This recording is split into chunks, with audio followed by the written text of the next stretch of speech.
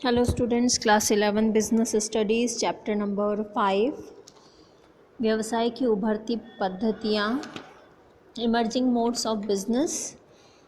और last video में हमने e commerce and basic information के साथ में ई कॉमर्स के यूजेस एंड यूटिलिटी एडवांटेजेस देखे थे। उसका पॉइंट नंबर ए देखा था हमने, ई कॉमर्स की व्यवसाय के लिए उपयोगिता यानी utility of e commerce for business enterprise. In this video हम ई कॉमर्स की यूटिलिटी देखेंगे बट एस्पेक्ट से। Okay, so point number B, e commerce की उपभोक्ताओं के लिए उपयोगिता या utility of e commerce for customers. So customers के लिए ई कॉमर्स क्यों बेनिफिशियल है? आई थिंक इस दिवाली सीज़न में मोस्ट ऑफ द पर्सन्स इसका बेनिफिट उठा रहे होंगे ई कॉमर्स का थ्रू ऑनलाइन शॉपिंग। सो काफ़ी सारी इन्फॉर्मेशन तो इवन आपको भी पता होगी, बट स्टिल स्टार्ट करते हैं। पॉइंट नंबर, बाज़ार के लाभ, advantages of global market. E commerce के थ्रू इंफॉर्मेशन का जो एक्सचेंज है ये पूरे वर्ल्ड में होता है, ग्लोबल वे में होता है, जिसका बेनिफिट कंज्यूमर्स को मिलता है। कंज्यूमर्स वर्ल्ड वाइड किसी भी कंपनी के प्रोडक्ट्स की इंफॉर्मेशन करके और अपना ऑर्डर प्लेस कर सकते हैं, मंगवा सकते हैं, जिससे उन्हें ग्लोबल मार्केट का बेनिफिट मिलता है। ओके, तो जो प्रोडक्ट्स फॉरेन कंपनीज़ के होते हैं, अगर इंटरनेट फैसिलिटी नहीं होती तो इवन हमें हो सकता है कि जानकारी या इन्फॉर्मेशन भी ना अवेलेबल हो। Because of internet, because of e commerce, global market की कंपनीज, उनके प्रोडक्ट्स, उनके प्राइसेस, उनके ऑर्डर प्लेस करने का सिस्टम, फंड यानी पेमेंट करने का सिस्टम, सब सारी इन्फॉर्मेशन हमें ई कॉमर्स के थ्रू मिल जाती है। तो ग्लोबल मार्केट का एडवांटेज कस्टमर्स को इजीली मिल जाता है। नेक्स्ट पॉइंट है इसके बाद, प्रतियोगी मूल्य का लाभ, advantage of competitive market. So consumers ऐसे ही सप्लायर्स के गुड्स एंड सर्विसेज को कंज्यूम करना पसंद करेंगे, प्रिफर करेंगे, बेस्ट सर्विसेज या प्रोडक्ट अवेलेबल करवा सकें। सो ऑब्वियसली कॉम्पिटिटिव प्राइजेस का बेनिफिट कस्टमर्स को मिलता है। बिकॉज ऑफ ई कॉमर्स जो ग्लोबल मार्केट में सारी कंपनीज़ के प्रोडक्ट अवेलेबल होने लगे हैं, तो कंपनीज़ को भी अपने प्रोडक्ट के प्राइजेस जो है कॉम्पिटिटिव रखने पड़ते हैं।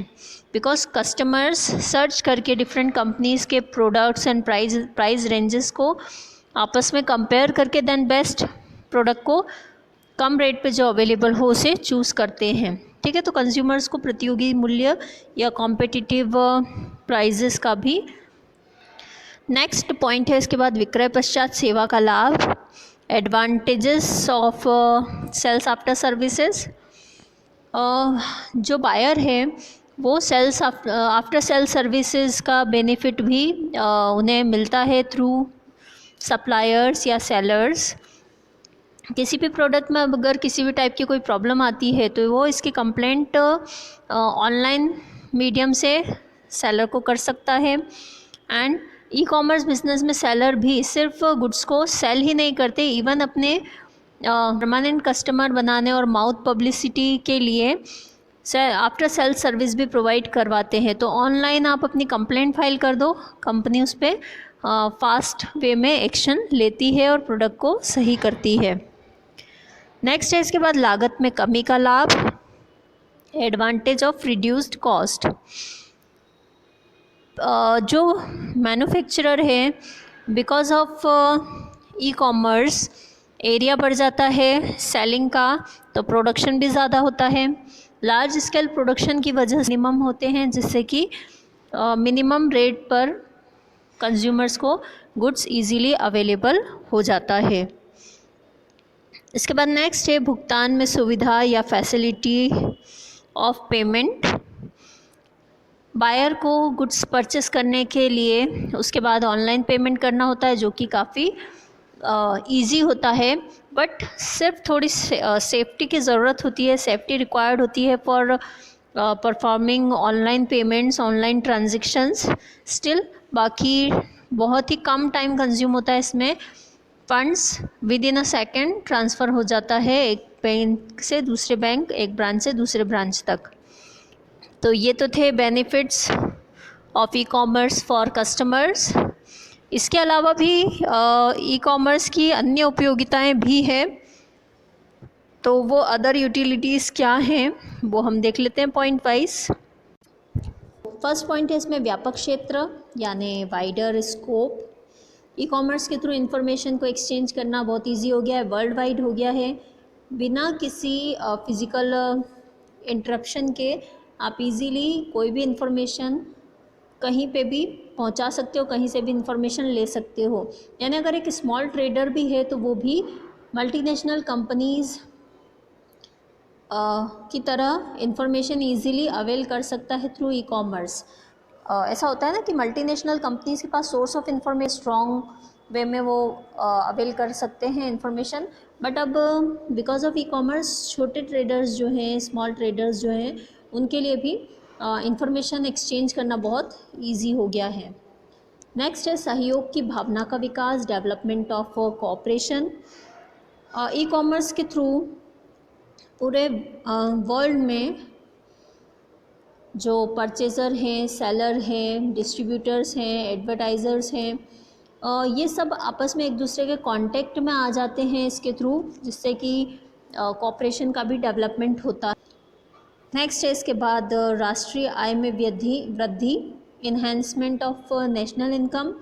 ई कॉमर्स के थ्रू सिर्फ गुड्स एंड सर्विसेज को परचेज और सेल ही नहीं किया जाता है, बल्कि ये इनकम, एक्सपेंसेस, इन सब से रिलेटेड काफ़ी सारी इन्फॉर्मेशन भी अवेल करवाता है, जिससे गवर्नमेंट की इनकम में भी इंक्रीमेंट होता है।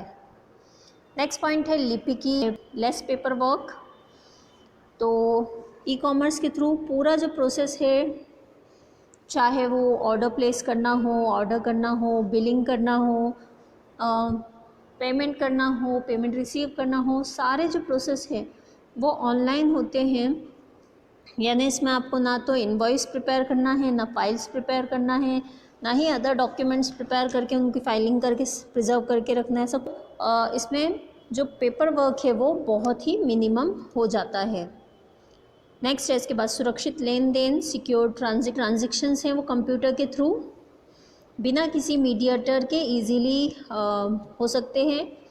जैसे पहले तो क्या होता था कि इंटरनेट या ऑनलाइन पेमेंट सिस्टम नहीं था, तो आपको बिल्स ऑफ एक्सचेंज के थ्रू पेमेंट करना पड़ रहा था या एजेंट्स के थ्रू पेमेंट करना पड़ रहा था। बट अब जो है वो ट्रांजेक्शन्स जो है कंप्यूटर के थ्रू बिना किसी मीडिएटर के इजीली प्लेस हो जाते हैं, जिससे सीक्रेसी भी मेंटेन रहती है और टाइमली पेमेंट। ओके, तो ये और अदर फैसिलिटीज़ हैं या यूजेस हैं, यूटिलिटी है ई कॉमर्स की, जो कि बहुत ही बेनिफिशियल है। होप सो आपको ई कॉमर्स के बेनिफिट्स या यूटिलिटी या एडवांटेजेस समझ में आए होंगे। Thank you.